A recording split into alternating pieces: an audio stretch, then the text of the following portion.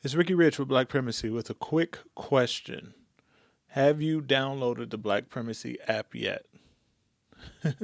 If you haven't, don't worry about it.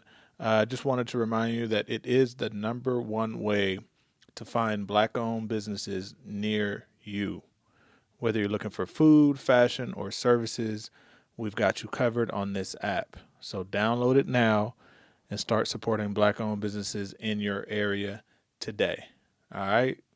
Link in the description. The post office says it will eliminate 10,000 jobs through voluntary retirement. More than 11% of its employees are military veterans. The post office says it values the skills they bring to the job. Vets make up 30% of the overall federal workforce. Many who were new on the job were fired in the Trump-Musk purge.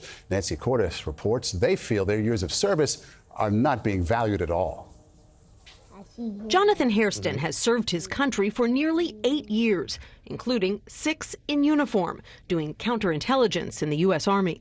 I took an oath to protect and serve this country against all enemies, foreign and domestic.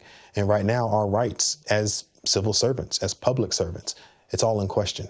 Hairston worked as a civilian AI specialist until 3 weeks ago, when he was fired as part of a purge at CISA, the agency responsible for government cybersecurity.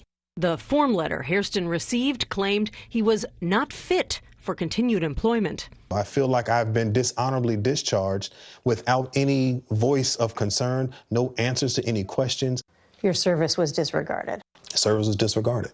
It's estimated at least 6,000 veterans have lost their government jobs over the past month. Kind of ironic. Many of them are disabled vets, like Stephen Dow. And then they said, you have about 5 minutes, pack up your personal things. Dow served in the Air Force for 20 years. A blast in Afghanistan left him with a broken neck. Why did you decide to look for a job with the federal government? Because I want to continue to serve. He started working as an executive assistant at the Pentagon 9 months ago. I mean, your review says you have a mastery of technology.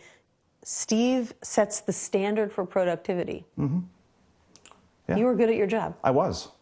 Yeah, I take initiative for things. I find things that are broken and try to fix them. And that's ingrained in me from when I was in the military. Did you vote for President Trump? I did 3 times. Why? Because I thought he was the right person for the job. And I didn't expect this. So what's your message to him now? Take a closer look. I asked President Trump about that the other day. Are you tracking how many veterans have been fired so far? Yes, and do you want DOJ to avoid letting them go? We are, and we take good care of our veterans, so we're watching that very carefully. But CBS News has found no evidence that the administration is tracking veteran layoffs or trying to prevent them. It's harmful to the mental health of veterans, right? Some of us have lost friends and family members serving this country. To get treated like this, it's a disservice to their lives. It's a disservice to our service. And Nancy Cordes joins us from the White House. Nancy, today a federal judge said the Trump administration has to rehire those probationary employees that they fired. And the judge said basically this is because the Trump administration fired them on false pretenses.